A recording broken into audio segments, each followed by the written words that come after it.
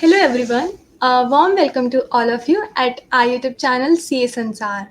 I'm Shweta from CA Sansar, and today in this video we will discuss on impact and applicability of Section 43BH of Income Tax Act in respect payment to micro and small enterprises under MSMED Act 2006.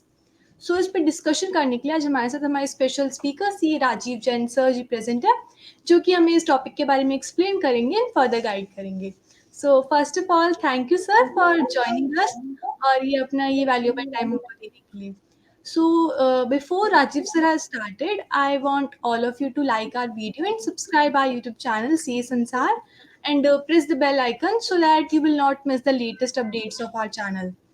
So now back to the video. First of all, I want to give you the brief intro of our speaker, C. Rajiv sir. So he completed BCom Honors LLB and practicing CA and qualified chartered accountant in 1991. He has his firm in New Delhi, SSAR and Associates. He is awarded as Best Speaker of NIRC by Institute of Chartered Accountant of India. He is excellence in field of legal and academics and received Times Business Award North 2023. He delivered hundreds of informative lectures on finance bill, income tax, including YouTube as well as on television. C. Rajiv Jain sir also published articles in magazines and newspapers. Also a member of ITAT Bar Association, New Delhi. So it is the brief intro of Rajiv sir. अब मैं Rajiv sir से request करूंगी कि वो आगे हमको इस topic के बारे में गाइड करें, डिस्कस करें. Thank you, Shweta, for a wonderful introduction. And before I start, first of all, I convey my thanks to csnsr.com and Vivek Khurana ji for giving me another opportunity और आप लोगों के बीच में आकर.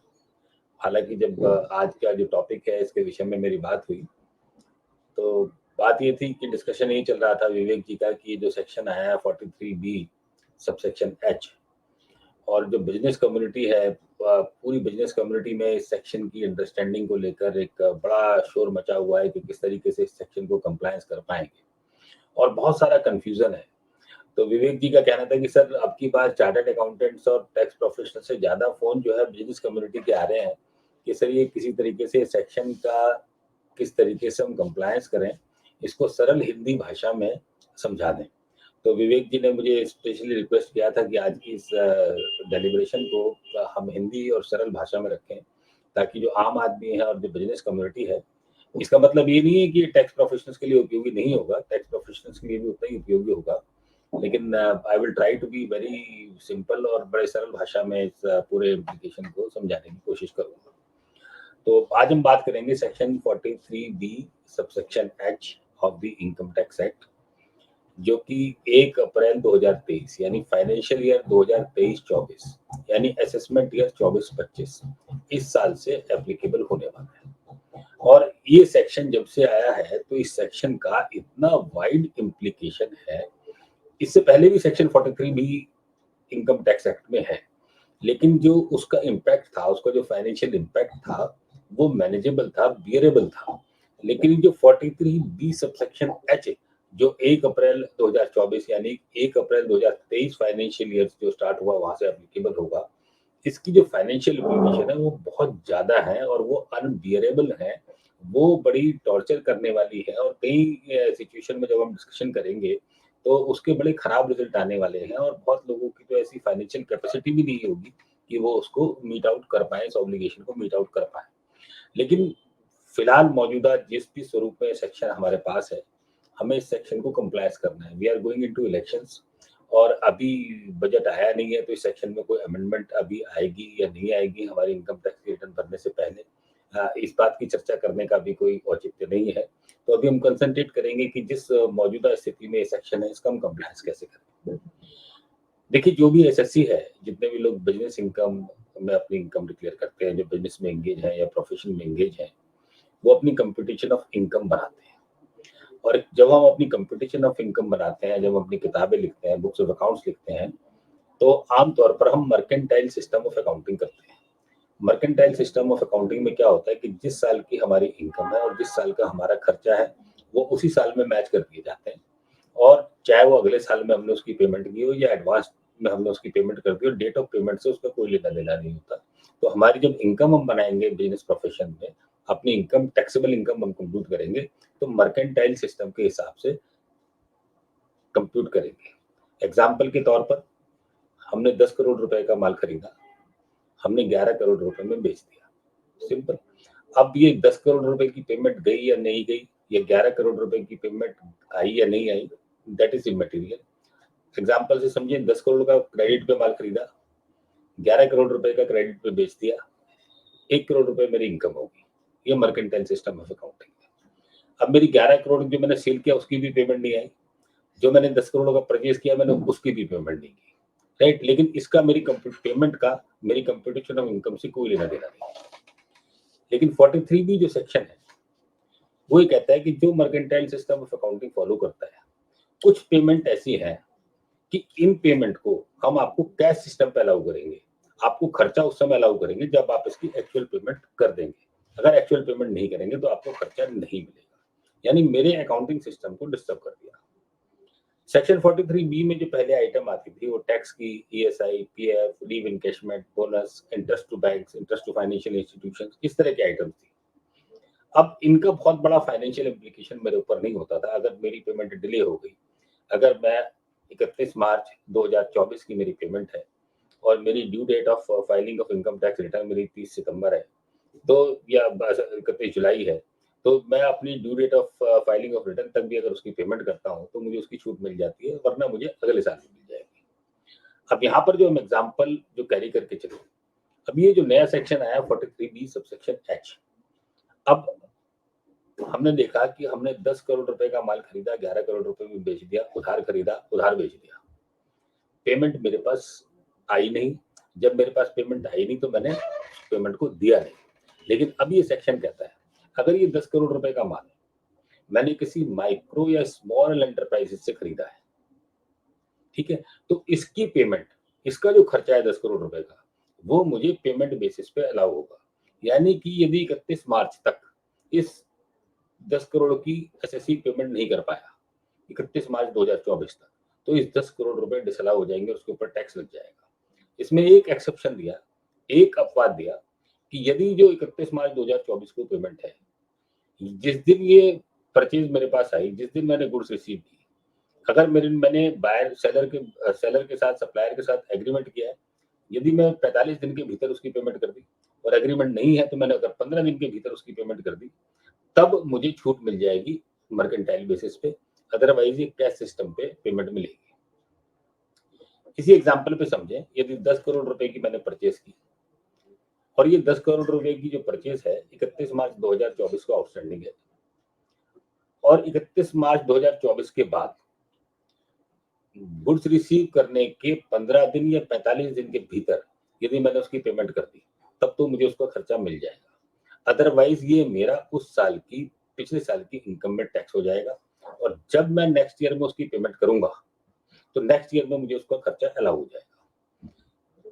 बाहर से देखने में तो लगता है ये टैक्स न्यूट्रल एक्सरसाइज है कि एक साल में खर्चा नहीं मिला, आपको अगले साल में मिल जाएगा। जिस साल आप टैक्स देंगे, जिस साल आप पेमेंट करेंगे, उस साल आपको खर्चा मिल जाएगा। लेकिन इसका फाइनेंशियल इम्प्लीकेशन बहुत ज्यादा है। पहले साल में तो मुझे टैक्स लग गया। अब इसी एग्जांपल को कंटिन्यू करते हैं। मेरे पास तो फाइनेंशियल रिसोर्स नहीं है। सपोज कीजिए मेरी 10 लाख रुपए की कैपिटल है, 10 करोड़ की परचेस की और 11 करोड़ की सेल कर दी। 11 करोड़ की सेल रियलाइजेशन मेरे पास आई नहीं है, 10 करोड़ की पेमेंट मैं कर नहीं पाऊंगा। अब मुझे 10 करोड़ रुपए मेरी टैक्सेबल इनकम बन जाएगी और मेरे पास ये टैक्स देने के लिए भी पैसे नहीं होंगे। ये इस तरीके के इस अमेंडमेंट का एक फाइनेंशियल इम्पैक्ट होने वाला है, ठीक है। अब बहुत, मैं आज इस डिस्कशन में नहीं पढ़ूंगा कि ये सेक्शन की कॉन्स्टिट्यूशनल वैलिडिटी क्या है, क्योंकि आज ये क्वेश्चन नहीं है। एंड हालांकि देयर आर मेनी पॉइंट्स कि इस तरीके की सिचुएशन जो मैं आपसे डिस्कशन कर रहा हूँ, this is going to be very draconian, और कहीं ना कहीं हमारे बुनियादी अधिकारों का, आर्टिकल 19 का इसमें वायलेशन होगा। लेकिन आज कॉन्स्टिट्यूशनल वैलिडिटी की हम बात नहीं करेंगे। हम समझेंगे कि मौजूदा स्वरूप में इसकी हमारे ऊपर क्या इम्पैक्ट है और हमें इसको किस तरीके से कंप्लायंस करना है, और अपने इनकम पे हमारा इस सेक्शन का क्या इम्पैक्ट आने वाला है, इसको हम समझेंगे, राइट। तो बात समझ में आ गई कि ये जो सेक्शन 43B सबसेक्शन H है, ये एप्लीकेबल होगा हर एक एसएससी के ऊपर। जो भी बिजनेस इनकम में या प्रोफेशनल इनकम जिस एसएससी की होगी उसके ऊपर ये सेक्शन अप्लाई होगा। क्वेश्चन ये है कि जो बायर एसएससी है या मैं जो एसएससी हूँ, क्या ये कोई micro and small enterprise MSMED act के अंदर जाकर रजिस्ट्रेशन कराया या उद्यम में रजिस्ट्रेशन कराया? तो आंसर इज नो। मेरे एप्लीकेबिलिटी के लिए मेरे ऊपर हर केस में ये सेक्शन एप्लीकेबल होगा, चाहे मैं एमएसएमईडी में रजिस्टर्ड हूँ या ना हो। ठीक है, तो अगर मेरी इनकम है बिजनेस प्रोफेशन के अंदर तो मेरे ऊपर ये सेक्शन एप्लीकेबल हो जाएगा। राइट, यही चलते चलते अब हम बात करें, कुछ ऐसे एसएससी होते हैं जो अपनी इनकम डिक्लेयर करते हैं 44 एडी में 8% या 6%। कुछ ऐसे प्रोफेशनल होते हैं जो अपनी इनकम डिक्लेयर करते हैं 44 एडीए में, जहां वो अपनी ग्रॉस रिसीट का 50% इनकम में दिखाते हैं। तो एक्ट की लैंग्वेज से हम चलेंगे तो ये जो डीमिंग फिक्शन वाले एसएससी हैं इनके ऊपर ये सेक्शन एप्लीकेबल नहीं होगा। क्लियर? तो बात हमें समझ में आ गई। अगर हमारा पहला स्टेप क्या है, अगर हम वो एसएससी हैं जिसकी इनकम अराइज होती है under the head business income और प्रोफेशनल इनकम, मैं वो एसएससी हूँ जो अपनी इनकम 44 एडी में डिक्लेयर नहीं करता, 44 एडीए में डिक्लेयर नहीं करता, तब ये सेक्शन मेरे ऊपर एप्लीकेबल हो जाएगा। अब मेरे ऊपर इसका क्या इम्पैक्ट होगा वो हम नेक्स्ट स्टेप में समझेंगे। ठीक है, अब हम देखेंगे कि आई एम एन एसएससी जिसकी इनकम है बिजनेस प्रोफेशन की, मैं अपनी इनकम 44 एडी और 44 एडी में डिक्लेयर नहीं करता। राइट, अब मेरा काम है, मुझे देखना है कि मेरे ऊपर इस सेक्शन का क्या इम्पैक्ट होगा। तो मैं देखूंगा कि मेरा प्रॉफिट एंड लॉस अकाउंट है, मैंने अपनी कंप्यूटेशन ऑफ इनकम बनाई है। अब मेरे प्रॉफिट एंड लॉस अकाउंट में जो डेबिट साइड के आइटम है, परचेजेस से लेकर सारे एक्सपेंडिचर तक, ठीक है, मैं उसको खर्चे को क्लेम करता हूँ अनलेस मैं कंप्यूटेशन में उसको जाकर डिसअलाउ कर दूँ। ठीक है, अगर मैंने पीएनएल में डेबिट किया है और कंप्यूटेशन में जाकर मैं डिसअलाउ नहीं करता, या मैंने पीएनएल में डेबिट नहीं किया लेकिन कंप्यूटेशन ऑफ इनकम में जाकर मैं किसी खर्चे की डिडक्शन क्लेम करता हूँ, तो वो सारे के सारे खर्चे मुझे अब कंपाइल कर लेने हैं। उनके ऊपर अब मुझे देखना है कि मेरे ऊपर क्या किसी हेड के ऊपर section 43 B subsection H hit हो रहा है कि नहीं हो रहा। ठीक है, तो पहले हमने क्या किया, पीएनएल को अपने उठा लिया और पीएनएल को उठाकर पूरी डेबिट साइड की एंट्रियां देख ली। फिर हमने देखा क्या हमने उसमें से किसी को जाकर डिसअलाउ किया है, तो वो उसमें से हटा दिया। फिर हमने कंप्यूटेशन ऑफ इनकम में देखा कि क्या हमने पीएनएल के अलावा किसी खर्चे कोई खर्चा हम कंप्यूटेशन में जाकर क्लेम कर रहे हैं, तो वो उसमें ऐड कर दिया। तो ये सारे लिस्ट ऑफ एक्सपेंसेस जिसके ऊपर ये सेक्शन अप्लाई होने वाला है, जिसमें हमें चेक करना है कि क्या ये सेक्शन अप्लाई होगा या नहीं होगा, वो लिस्ट जो है वो मेरे सामने आ जाएगी। इसका ये दो बड़ी क्लियर बात हो गई कि अगर मैंने कोई फिक्स एसेट्स परचेज की है किसी माइक्रो या स्मॉल एंटरप्राइजेस से, तो उसके ऊपर ये सेक्शन अप्लाई नहीं होगा। जो डेप्रिसिएशन हम बुक्स ऑफ अकाउंट्स में क्लेम करते हैं, डेप्रिसिएशन के ऊपर ये सेक्शन अप्लाई नहीं होगा। तो ये बात हमें बिल्कुल क्लियर समझने वाली है। साथ में एक रिलेटेड बात निकल कर आती है, कई बार हम बहुत सारे खर्चों का प्रोविजन कर देते हैं, विशेष तौर पर जैसे हमने ऑडिट फीस का प्रोविजन कर दिया, ऑडिट अभी कंप्लीट नहीं हुआ लेकिन मैचिंग प्रिंसिपल के हिसाब से हमने इस साल की ऑडिट फीस का प्रोविजन कर दिया। ऑडिट फीस का हमारे पास अभी बिल भी नहीं है, वो पेबल भी नहीं हुई है, ऑडिट अभी हमारा कंप्लीट भी नहीं हुआ है, सर्विस भी रेंडर नहीं हुई है। तो इस प्रोविजन के केस में क्या होगा, क्या ये प्रोविजन के केस में हमारा जो खर्चा है वो किस तरीके से अलाउ होगा? तो हमें पहले कॉन्सेप्ट, जैसे मैंने रिपीट कर रहा हूं मैं दोबारा से, कि एमएसएमई को जो पेमेंट है, एमएसएमई का जो खर्चा है, जो भी अमाउंट पेबल टू एमएसएमई है, यदि वो पेमेंट हमें अब मर्केंटाइल सिस्टम पे अलाउ नहीं होगी, जो भी हम उनको पेमेंट करते हैं वो पेमेंट सिस्टम पे अलाउ होगा। जिस साल में हम उनको पेमेंट करेंगे उस साल में वो खर्चा अलाउ होगा। इस बात को अच्छे से याद कर लीजिए कि अगर हम माइक्रो एंड स्मॉल एंटरप्राइजेस को हमें कोई भी पेमेंट करनी है, it may be on account of purchase and it may be supply of goods और it may be on account of supply of services, हमें जो भी पेमेंट करनी है, जो भी खर्चा देना है, वो पेमेंट बेसिस पे अलाउ होगा। वो उस साल की प्रॉफिट एंड लॉस अकाउंट में, प्रॉफिट एंड लॉस अकाउंट में तो जा सकता है, उस साल की बिजनेस इनकम में मुझे छूट मिलेगी जिस साल मैं उसकी पेमेंट करूंगा। और केवल एक अपवाद है, यानी कि अगर 31 मार्च को कोई पेमेंट आउटस्टैंडिंग है और मुझे ये चेक करना है कि क्या वो नेक्स्ट ईयर में मैंने गुड्स एक्सेप्टेंस के 15 दिन या जहां एग्रीमेंट है 45 दिन के भीतर यदि पेमेंट कर दिया तो वो मुझे पिछले साल में मिल जाएगी, अदरवाइज वो मुझे नेक्स्ट ईयर में उसका खर्चा अलाउ होगा। क्लियर है, ये बात हमें समझ में आती है। अब मेरे सामने टोटल मेरे पास सारे एक्सपेंसेस आ गए जो ये स्टेप फॉलो करके मैंने आइडेंटिफाई कर लिया। अब मुझे वो पार्टीज आइडेंटिफाई करनी है, वो सप्लायर्स आइडेंटिफाई करने हैं जिनके ऊपर ये सेक्शन मुझे अप्लाई करना है। ठीक है, तो प्रॉफिट एंड लॉस अकाउंट में मेरे पास परचेजेस से लेके और जितने भी expenses above the line and below the line जितने भी एक्सपेंसेस हैं वो मैंने क्वांटिफाई कर लिए। अब उसकी पार्टियां मैंने अलग से बना ली, राइट। अब मुझे ये आइडेंटिफाई करना है कि कौन कौन सी पार्टियां हैं जिनसे जो मेरे पास सप्लाई आई है या जिनकी मुझे सर्विसेज की पेमेंट करनी है, उनके ऊपर ये section 43B subsection H hit होगा। अब मुझे ये चेक करना है। अब उसके लिए जिस सप्लायर के पास माइक्रो एंड स्मॉल एंटरप्राइजेस में MSMED एक्ट के अंदर जाके जिस सप्लायर ने उद्यम का रजिस्ट्रेशन अप्लाई किया, ठीक है सर। अब मैंने लिस्ट ऑफ पार्टीज बन गई। लिस्ट ऑफ पार्टीज में से अब मैं छांटूंगा कि किन लोगों के पास उद्यम का रजिस्ट्रेशन है और किन लोगों के पास उद्यम का रजिस्ट्रेशन नहीं है। जिन लोगों के पास उद्यम का रजिस्ट्रेशन नहीं है उन लोगों के ऊपर ये सेक्शन अप्लाई नहीं होगा। क्लियर। अब मेरा नेक्स्ट स्टेप बचा कि जिन लोगों के पास उद्यम का रजिस्ट्रेशन है, अब हाउ टू फाइंड आउट कि मेरी पार्टीज के पास उद्यम का रजिस्ट्रेशन है कि नहीं है। अभी किसकी जिम्मेदारी है कि वो मुझे बताएं कि उद्यम का रजिस्ट्रेशन है कि नहीं है। ये सप्लायर की जिम्मेदारी है। अगर सप्लायर बेनिफिट लेना चाहता है micro and small MSMED act का, अगर वो बेनिफिट लेना चाहता है तो it is duty of the supplier कि वो बायर को बताए कि साहब आई एम रजिस्टर्ड अंडर उद्यम और मेरे ऊपर MSMED के प्रोविजंस लागू होते हैं और मेरी पेमेंट आपको 15 दिन के भीतर भीतर करनी है। मेरी ड्यू डेट ऑफ पेमेंट ये है। It is duty of the supplier to intimate the buyer. और इसका दूसरा सिंपल तरीका एक नोटिफिकेशन MSMED एक्ट के अंदर आया था और उसमें लिखा कि हर सप्लायर को अपने बिलों के अंदर अपने लेटर हेड के अंदर अपना उद्यम नंबर छपवाना चाहिए ताकि जो बायर है उसको बिफोर हैंडेडली ये बात पता चल जाए कि मैं किस डीलर के साथ डील कर रहा हूँ, किस सप्लायर के साथ डील कर रहा हूँ और इसकी मेरी ड्यू डेट ऑफ पेमेंट की ऑब्लिगेशन क्या है, राइट।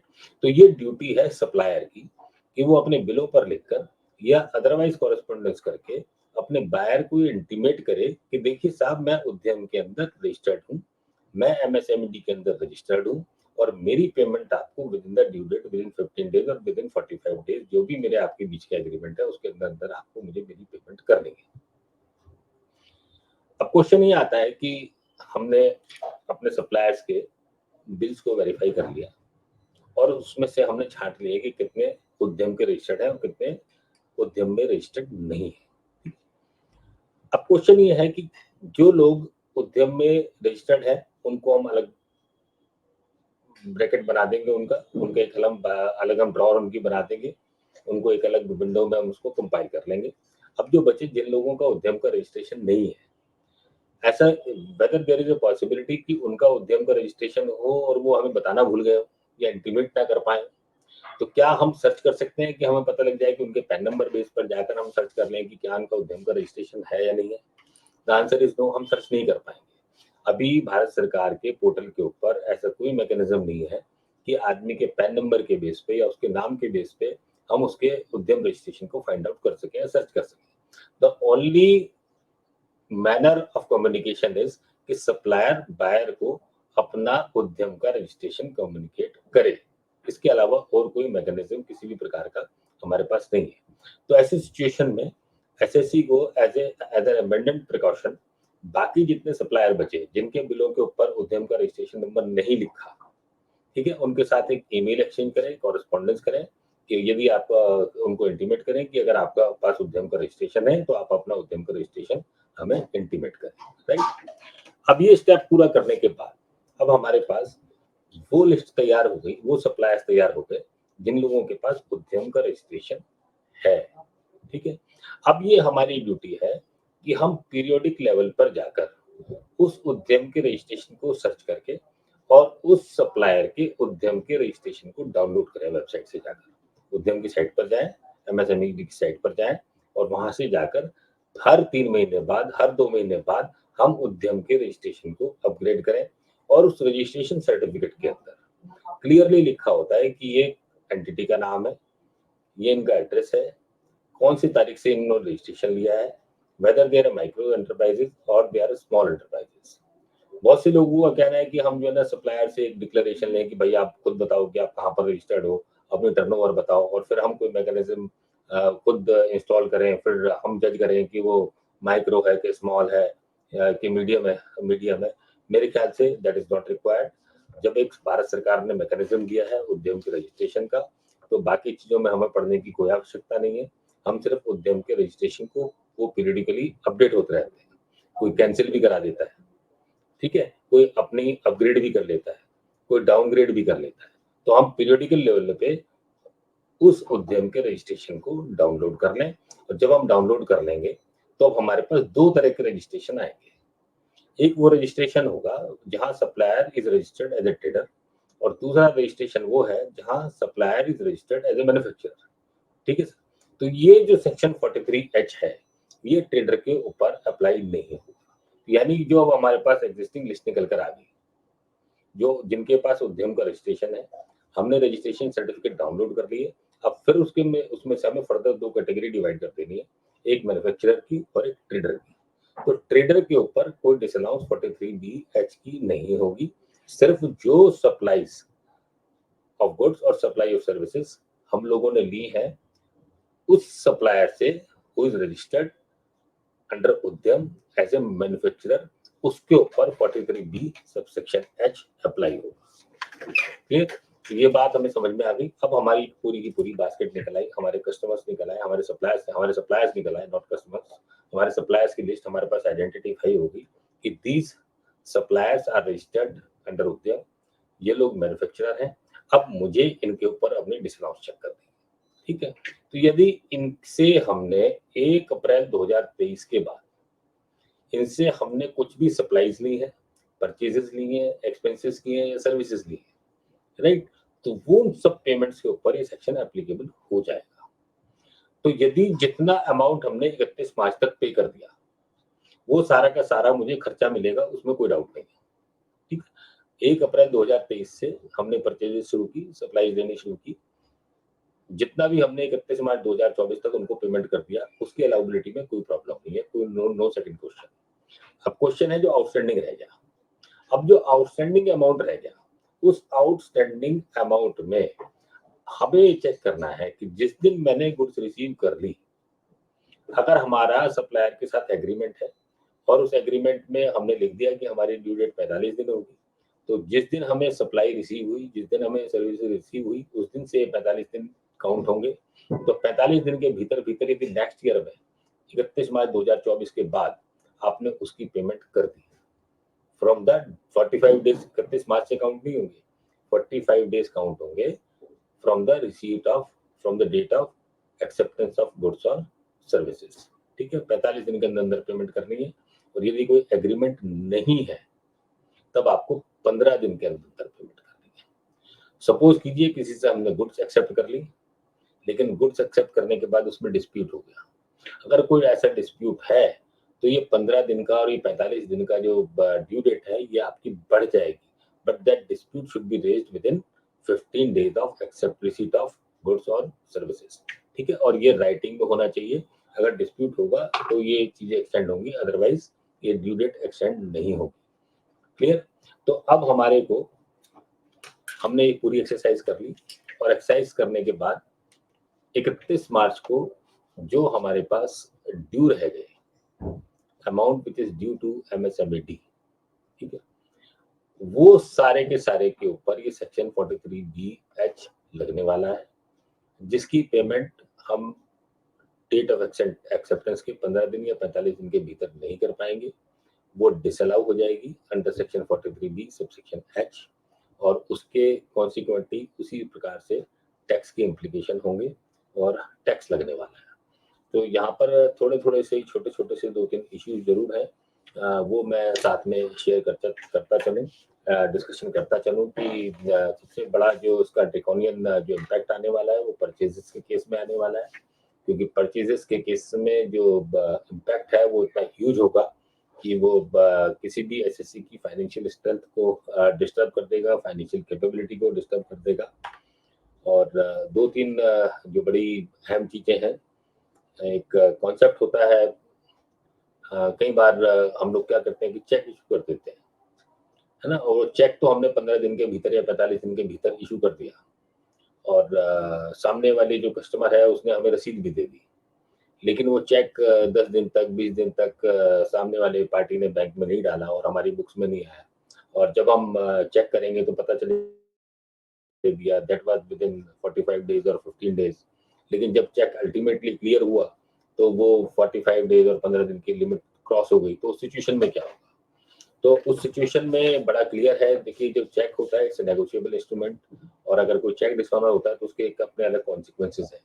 लेकिन ये विंडो ड्रेसिंग नहीं होनी चाहिए, मतलब ऐसा नहीं दिखना चाहिए, जो आपके हार्ड फैक्ट है वही नज़र आने चाहिए कि आपने चेक दिया और विदिन द नेक्स्ट 2 और 3 डेज़ जो बैंक का रूटीन का टाइम होता है उसमें वो क्लियर हो गया, तो एक ऑडिटर को रिस्पॉन्सिबिलिटी हो जाएगी कि वो नेक्स्ट ईयर में चेक करे कि कहीं अनरीज़नेबली कोई डिले तो नहीं है चेक क्लियर होने में, जिस दिन आपने हैंडओवर चेक किया सप्लायर को और उसके बाद डेट ऑफ एक्चुअल क्लियरिंग में कितना गैप है और how it is that gap is explained. अगर वो गैप इसलिए है कि सप्लायर ने चेक डाला नहीं बैंक में या डालना भूल गया और वो चेक फ्यूचर में डिसऑनर भी नहीं हुआ, तब तो आपका केस बनेगा, अदरवाइज आपका केस नहीं बनेगा, तो इसको अच्छे से ध्यान रखने वाली बात है। एक और कॉन्सेप्ट है कॉन्सेप्ट ऑफ कंस्ट्रक्टिव पेमेंट कि कोई हमारा सप्लायर है, उसने उससे हमने माल खरीदा, वो माइक्रो एंड स्मॉल एंटरप्राइजेस है, राइट? लेकिन हमने सब्सिक्वेंटली उसको माल सेल भी कर दिया, ठीक है? तो अब मुझे पेमेंट देने की जरूरत नहीं है, ठीक है? या सब्सिक्वेंटली मैंने उसकी गुड्स रिटर्न कर दी, तो उस सिचुएशन में भी मुझे पेमेंट देने की उसको वापस जरूरत नहीं है, राइट? तो this is a concept of constructive payment. तो ऐसे सिचुएशन में 43 बी पैच के अंदर किसी प्रकार की कोई डिसअलाउंस नहीं होगी, राइट? इसी से मिलता जुलता एक और इशू है जो रिटेंशन मनी का है। रिटेंशन मनी के साथ हम कॉन्ट्रैक्ट के केस में देखते हैं कि जब वर्क्स कॉन्ट्रैक्ट के केस में पर्टिकुलर परसेंटेज जो है वो रिटेंशन मनी का जो बायर है वो रोक लेता है ना? Which is due after some time. तो हालांकि इसमें बहुत सारा लिटिगेशन मुझे आने की उम्मीद है, तो इसके लिए आप अपने एक्सपर्ट ओपिनियन लेके जो भी आप वीडियो को सुन रहे हैं, तो एक्सपर्ट ओपिनियन लेके आप अपना ओपिनियन फ्रेम करिएगा, क्योंकि जो एक व्यू पॉइंट तो ये है कि जो वर्क्स कॉन्ट्रैक्ट है it is neither A supply और न सप्लाई ऑफ गुड्स और nor a supply of services, ये एक मिक्स्ड कॉन्ट्रैक्ट है, तो ये एमएसएमईडी में कवर नहीं होगा। और दूसरा व्यू ये है कि भाई अगर रिटेंशन मनी करना है तो इट इज़ बेटर कि आप एक सिक्योरिटी डिपॉजिट की फॉर्म में या थ्रू फंड्स उस रिटेंशन मनी को ले लें। अदरवाइज रिटेंशन मनी के फेवर में एक और आर्ग्यूमेंट ये है that retention money is also one kind of constructive payment, ठीक है? तो ये बहुत सारा एक इसमें लिटिगेशन आने की संभावना हो सकती है, तो इसको थोड़ा सा समझना पड़ेगा, सोच समझ कर आप डिसीजन लें। और एक दूसरी एक समस्या लोगों की क्वेश्चन ये थे कि एक पार्टी है उसका 31 मार्च 2023 से पहले का बैलेंस भी खड़ा हुआ है और 31 मार्च 2023 के बाद फर्दर परचेजेस भी हैं और फर्दर परचेजेस की हमने पेमेंट कर दी लेकिन पुराने वाला आउटस्टैंडिंग है, ठीक है? तो जहाँ तक अप्रोप्रिएशन ऑफ अकाउंट्स की बात है, तो जनरली हम लोग फीफो मेथड फॉलो करते हैं, फर्स्ट इन फर्स्ट आउट। लेकिन फीफो का अब बात क्या होता है कि अगर जो बायर है, अगर जब वो पेमेंट की एडवाइस देता है, जिस समय वो पेमेंट करता है और साथ में पेमेंट की एडवाइस इश्यू करता है और उसमें वो लिखता है कि ये पेमेंट मैं किस बिल के अगेंस्ट कर रहा हूँ, ठीक है? तो जो पेमेंट एडवाइस है issued by the buyer, issued by the payer, वो डिटरमिन करेगी कि इस केसेस में पेमेंट का अप्रोप्रिएशन किस प्रकार होगा। ठीक है, तो इसमें और ज़्यादा कोई अप्रोप्रिएशन को लेके कोई पॉइंट तो इसमें नहीं है, लेकिन इस बात को ये भी ध्यान रखना है कि यदि हम पुराना आउटस्टैंडिंग रखते हैं और नए वाले की पेमेंट दिखाते हैं, तो हमारे को सेक्शन 23 में इंटरेस्ट लगता है कंपाउंडिंग 20.25% और वो इंटरेस्ट का अमाउंट भी ह्यूज हो जाएगा और वो भी आपको डिसअलाउ हो जाएगा।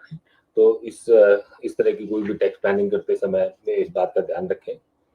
और कुछ और लोगों के क्वेश्चन आ रहे थे स्टॉक इन ट्रांजिट को लेकर, क्योंकि स्टॉक इन ट्रांजिट है, हमने जीएसटी का बिल आ गया है हमारे पास, गुड्स अभी रास्ते में है, गुड्स अभी हमारे पास पहुंची नहीं है ना, और हमने परचेजेस में इसको इस साल बुक कर लिया है, तो क्या ये खर्चा मुझे अलाउ होगा कि नहीं होगा? तो ये आंसर बड़ा सिंपल है कि जब गुड्स इन ट्रांजिट होती है ना, तो वो गुड्स इन ट्रांजिट आपके स्टॉक में रहती है। अगर आप उसको परचेजेस में बुक कर लेते हैं तब भी वो आपका स्टॉक के अंदर आ जाता है, राइट? तो we are not claiming any deduction on account of purchases. वो रेवेन्यू न्यूट्रल है, उसका मेरी कंपटीशन में पर कोई इम्पैक्ट नहीं होता है, राइट? तो जब वो स्टॉक इन ट्रांजिट मेरे यहाँ पहुंच जाएगा, उसके बाद से सेक्शन ट्रिगर होगा, क्योंकि सेक्शन ट्रिगर होता है गुड्स रिसीव के बाद। यानी गुड्स इन ट्रांजिट अगर ये 31 मार्च 2024 को हमारे पास गुड्स इन ट्रांजिट है, तो वो नेक्स्ट फाइनेंशियल ईयर की आइटम बन जाएगी, इस साल की फाइनेंशियल ईयर की आइटम नहीं बनेगी। ठीक है, तो ये सारे के सारे जितने भी जो फाइनल पॉइंट्स थे, जो कंफ्यूजन प्रिवेल कर रहे हैं, डिफरेंट डिफरेंट तरह के लोगों की इंटरप्रिटेशंस हैं, तो बड़े एक सिंपल तरीके से मैंने इन बातों को समझाने का प्रयास किया। कंट्रोवर्शियल इश्यूज में अभी मैं नहीं जा रहा हूँ, और मैं समझता हूँ कि आज की इस वीडियो से सभी अकाउंटेंट्स को, बिजनेसमैन को, चार्टर्ड अकाउंटेंट्स को एक क्लैरिटी मिलेगी कि किस तरीके से इस सेक्शन को हम इम्प्लीमेंट करें, किस तरीके से इस सेक्शन का इम्पैक्ट निकालें। और इसके अलावा यदि आपका कोई भी क्वेश्चन होता है तो I will be very happy to reply. आप मुझे इस वीडियो के क्वेश्चन आंसर्स में बाद में लिख सकते हैं। और उसके अलावा मेरी एडवाइस होगी कि जब भी आपके ऊपर कोई इस तरह की टैक्स इम्प्लीकेशन आए, तो आप अपने टैक्स प्रोफेशनल से डिस्कस करें, समझें, और ज़्यादा कॉम्प्लिकेशन हो तो एमएसएमई को लेकर और पर्टिकुलरली 43B(H) को लेकर आप एक अपना स्पेशल ऑडिट या स्पेशल ऑब्जर्वेशन किसी भी प्रोफेशनल चार्टर्ड अकाउंटेंट से या किसी और प्रोफेशनल से जरूर कंडक्ट करा लें, क्योंकि इस का जो फाइनेंशियल इम्पैक्ट होने वाला है, that is going to be very huge. तो विद दिस आई थिंक जो फाइनल इश्यूज थे, एक छोटी सी स्मॉल सी क्रिस्प वीडियो में मैंने आज कंप्लीट किए हैं, और उसके बाद में अगर कुछ होगा तो फिर किसी नेक्स्ट वीडियो में पूरा करेंगे Shweta ji. And I conclude here, और thank you very much once again to csnsr.com, आपको और विवेक खुराना जी को नमस्कार। या thank you too so much sir, हमको इतने अच्छे से ये इसके बारे में गाइड करने के लिए, और आफ्टर ऑल इतने अच्छे से एग्जांपल्स के साथ समझाने के लिए। तो फिर भी अगर किसी को डाउट्स है या कुछ भी अगर क्वेश्चंस होते हैं तो वो कमेंट सेक्शन में ड्रॉप कर सकते हैं अपने questions, we will try to answer everyone. Okay, thank you so much sir.